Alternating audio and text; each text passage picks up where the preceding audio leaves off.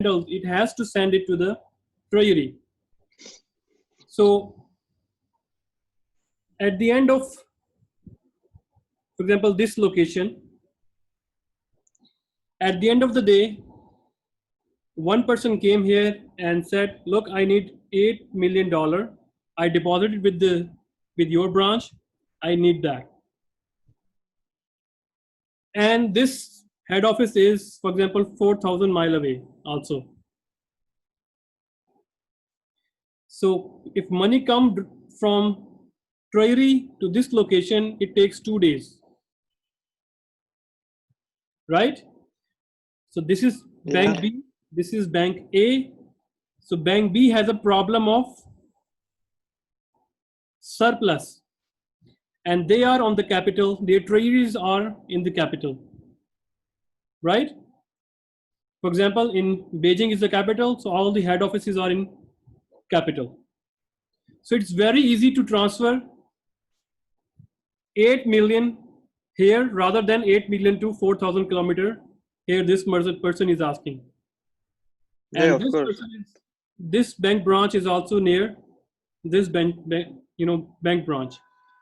So treasury, they have a network we call this interbank platform. It's some kind of virtual location softwares, like we are doing this kind of software meeting. So they put their details over there. Look, we need $8 million in this area. If you have excess money, you can send us with the minimum rate. Tomorrow we will be sending you the money to your head office. We will give you 0.001% interest. So this money they cannot handle. Plus, transporting this money to here, it takes time, at least 1 day. Extra 2 bodyguards, right? So they send, instead sending this money here, they send it to, so that tomorrow the person can be satisfied with his loan because he deposited 800 million to this branch and he need that. So this 800 million they send here, and next day the treasury will send their 800 million to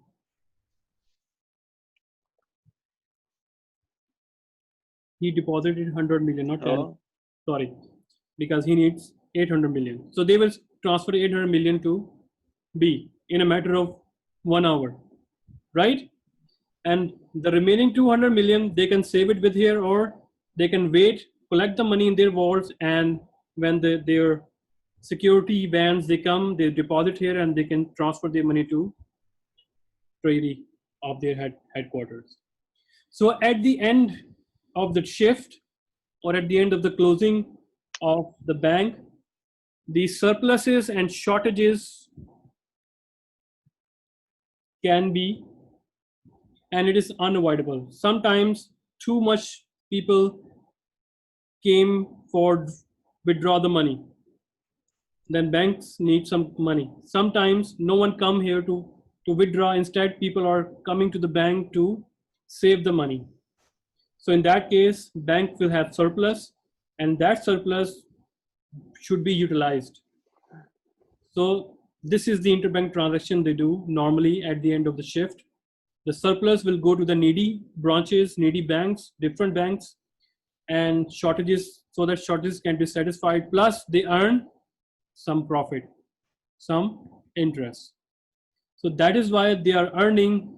And some of your students, some of my students, they also ask this kind of question.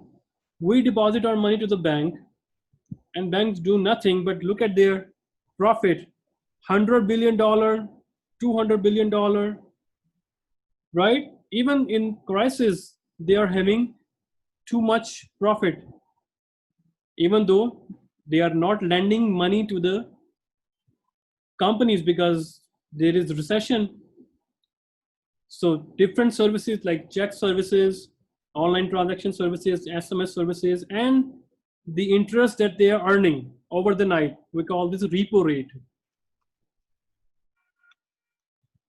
That is, if I happen to teach you extra course of like some elective course of capital markets, then we will learn over there what does it mean. So over the night, or even if the banks need even for 3 hours money, 1 hour money, the banks can also request with on that platform, interbank platform, they can get that loan and you have to pay a minimal amount. But look at that minimal amount. If if that is if they need $1 billion, so 0.001% of this $1 billion is how much? One? Zero, zero. 0.001%, It's thousand. right? So $1,000 they just earn for 1 hour. By doing nothing, they just transfer on their computer 1 million to some branch, and this is not just 1 billion. Their transactions are in trillions. So look at that, the scale of the money they can earn over the night by doing nothing, just sleeping. And look at the amount of the treasury that is holding, the treasury amount that is holding in the bank's treasury, bank's vault. It's huge. So they are earning, and this is like a free money for them, right? So this is how the banks can utilize their interbank channels. Okay, now spot market. The US dollar Thank you, is sir. commonly accepted medium of exchange in the spot market. Why? Because it is most liquid currency in the world after gold. Gold is the most liquid one. If you don't have dollar, nothing, you can take your gold ring, you can go to any shop, anywhere, even to the bank, you can just give your gold ring to the bank and ask some kind of money, because it can instantly convert into money. And dollar can also easily convert it into money. If you are in China, you have dollar, you can sell your dollar even to the shopkeeper to exchange for the yuan, right? So in spot market, because you need the money, everything is weighted in the form of dollar. So dollar is some kind of a guiding currency in spot market. Spot market time zones, foreign exchange trading is conducted only during normal business hours, 9 to 5. Thus, at any time on a weekday, somewhere around the world, a bank is open and ready to accommodate foreign exchange requests. So that's why the foreign exchange rates are given in dollars. If you open the foreign exchange sites, or even if you are having your own currency, you want to convert into yuan. So if you see the rates, so most of the time it is in dollar, right? If you see other countries' currency rates, most of the time it is in dollars. So we have different types of foreign exchange market as well, PT market, instant market rate, it's like that. So most of them, they are written in dollar. The third one is spot market liquidity. Liquidity means ability to convert into cash. How quickly you can convert your thing, your assets into cash. We call that liquidity. So spot market liquidity is higher. Why? Because there are many buyers over there, many sellers over there. If one seller is not agreed, then you can move to the other sellers. Ultimately, you can sell your assets. And the guiding principle or the base is dollar. Right? And now attributes of the banks that provide foreign exchange. Nobody asked this question, but this question should be at the back of your mind, that bank's purpose is to facilitate lender and buyer. Then why are they in this foreign exchange business? Number one is competitiveness. Look at that. A saving of 1 cent unit on a $1 million order of a currency worth $10,000. They can earn it in in 1 second, in 2 seconds, or in 1 hour, or in one day. Still, in one day, 10,000 is very lucrative money. And this is just one order of $1 million. If they receive 10 orders, look at that, look at the scale. They can earn 100,000 in just one day, Couple of minutes. right? And you can see that in a country, at least a bank has more than 500 branches. If they get at least 100 orders from different branches in a day, then they can earn $1 million in just one day, right? So that's why in order to be more competitive, so that is now included in the characteristics of the bank, that the bank nowadays are also providing foreign exchange. Plus, special relationship with the bank. Cash management services. If MNC is so big, it's operating more than 100 countries, right? And every country has its own requirements, its own currencies, like Apple, doing business with Vietnam, Korea, China, also in Europe, in Mexico, right? They are dealing with different currencies. So it's really hard for them to employ financial services or financial department. Maybe it's very costly for them. They just hand over their department to bank.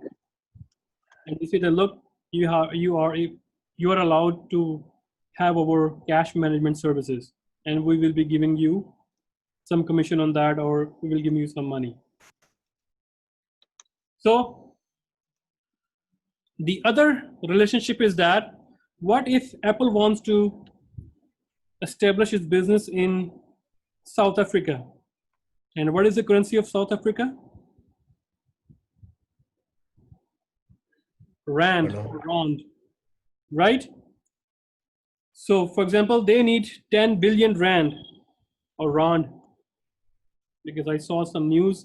Some say Rand, some say Rand. Okay, so it's really hard for Apple to gather this much amount of money. So due to this, they have a special relation with the bank, because they have opened $1 billion account with this bank. They can request this bank, you are our trusted partner, we would be needing this $10 billion.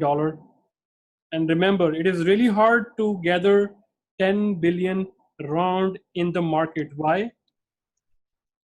Because you want to buy this huge amount. As soon as you start buying, you are creating demand, and the price of the Rand start increasing. First, you bought the Rand at 1 cent, and then after 1 million Rand, the price start rising. It's 1.2 cent, and after that is 2 cent, 3 cent, 4 cent. It's more costlier for you to go to the open market and start buying 10 billion Rand. 10 billion Rand is a huge money. So you give this task to the banks. You say that, look, we need 10 billion Rand in one month or in 10 days. So banks start doing different strategies. In one day, they gather 1 million. In the other day, they gather 0.5 million. Next day, they gather 2 million. So that after 10 days, they minimize the cost to the MNC, and they are able to generate 10 billion Rand at lowest cost. Plus, speed of execution is that a corporation will prefer a bank that conducts the transaction promptly and handles any paperwork properly. So that's why they are in the directives of banks to have a window that is specialized in foreign exchange. Plus, advice about current market conditions. If Apple Corporation wants to expand in South Africa, you can advise to your client that right now it's not a good time over there. I know you are my trusted partner, but condition over there is not very good. If you establish our business over there, you may lose your money in the future. So I will give you more nicest location. You can go to The